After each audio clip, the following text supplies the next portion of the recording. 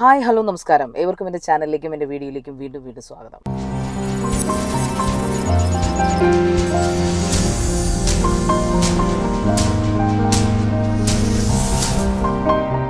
അങ്ങനെ ഒരു ബ്രഹ്മാണ്ഡ പടം എന്ന് കൊട്ടിഘോഷിച്ച ഒരു പടം, നമ്മുടെ പ്രിയ ലാലേട്ടൻ്റെ ഒരു പടം കണ്ടിട്ട് വട്ടായിട്ട് തിരിച്ചിറങ്ങിയിരിക്കുകയാണ് മക്കളെ.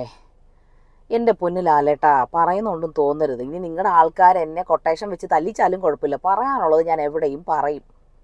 ദയവ് ചെയ്ത് വെറുപ്പിക്കരുത്. ഇതിൽ കൂടുതൽ താങ്ങാനുള്ള ശക്തി എന്നെപ്പോലുള്ള താങ്കളുടെ എളിയ ആരാധികയ്ക്കില്ല എന്ന് ഓർക്കുക. പിന്നെ ലിലോ എന്താ അയാളുടെ പേര്, ലിജോ ജോസ് പല്ലിശ്ശേരി, എൻ്റെ പല്ലിശ്ശേരി. സത്യം പറഞ്ഞാലുണ്ടല്ലോ, പറയേണ്ട ഭാഷ വേറെ. എന്നതാണ് നിങ്ങൾ കാണിച്ചു വെച്ചിരിക്കുന്നത്? ലാഗ് എന്ന് പറഞ്ഞാൽ കൊടും ലാഗ്. ശരിയാണ്, ലഗാൻ സ്റ്റൈലിൽ പണ്ടത്തെ നമ്മുടെ അദ്ദേഹത്തിൻ്റെ പേര് അമീർ ഖാൻ്റെ ലഗാൻ സ്റ്റൈലിലെ മൊത്തത്തിലൊരു പിക്ചറൈസേഷനാണ് അത് കാണിച്ചു വെച്ചിരിക്കുന്നത്.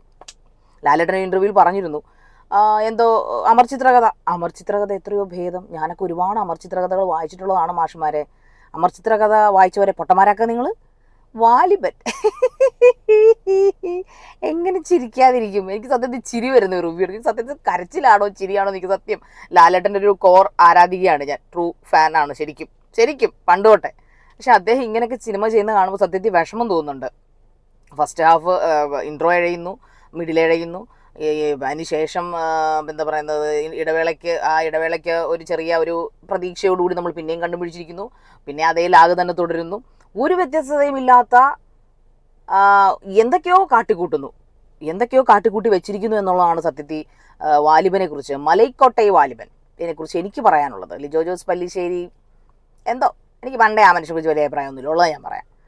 പിന്നെ പ്രേക്ഷകർ കാശ് പൊട്ടിച്ചിട്ടാണ് നിങ്ങളുടെ പടം വന്ന് കാണുന്നത്. അത് പറയാനുള്ളത് എവിടെയും ഒരു പ്രേക്ഷക എന്ന നിലയിൽ, ഒരു യൂട്യൂബർ എന്ന നിലയിൽ ഞാൻ പറഞ്ഞിരിക്കും. അത് യൂട്യൂബ് ഇല്ലെങ്കിലും ഞാൻ പറഞ്ഞിരിക്കും 10 പേരോട്.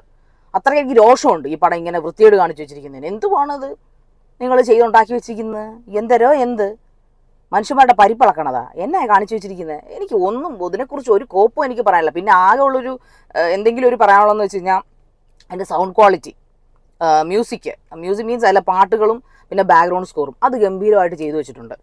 പിന്നെ എഡിറ്റിങ് അതും ചെയ്തിട്ടുണ്ട്. അല്ലാതെ നല്ലൊരു ഫൈറ്റോ കളരി പോലും മെനയ്ക്ക് അതിനകത്ത് ചെയ്ത് കാണിച്ചിട്ടില്ല എന്നുള്ളതാണ് സത്യത്തിൽ എനിക്ക് വിഷമം. ഒരു കളരി ശിഷ്യയാണ് ഞാൻ കളരി പഠിക്കുന്ന ഒരാളാണ്, എൻ്റെ ബാലപാഠങ്ങളെ പഠിച്ചിട്ടുള്ളൂ. എന്നിൽ പോലും എനിക്ക് നിങ്ങളോടൊക്കെ പറയാനുള്ളത്. പിന്നെ കോസ്റ്റ്യൂം ഒന്നും എടുത്ത് പറയാത്തൊരു ചക്കയും അതിനകത്തില്ല. ആകെ ഒരു നല്ല പാട്ട് 1-2 ഉണ്ട്. പിന്നെ dialogue rendering I don't no.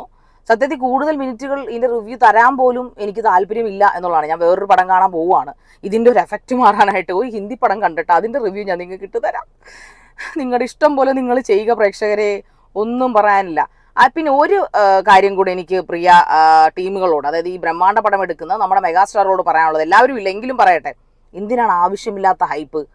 Alappuzha DJ party, premiere show, പിന്നെ ആയിരക്കണക്കിന് പത്രക്കാരെ വിളിച്ചിരുത്തി മറ്റേ എന്തുവാണ് ഇതുവരെ ഇല്ലാത്ത പോലത്തെ ഇൻ്റർവ്യൂ കൊടുപ്പ്. എന്തിനാണ്? ലാലേട്ടൻ എന്താണെന്ന് ജനങ്ങൾക്കറിയാം.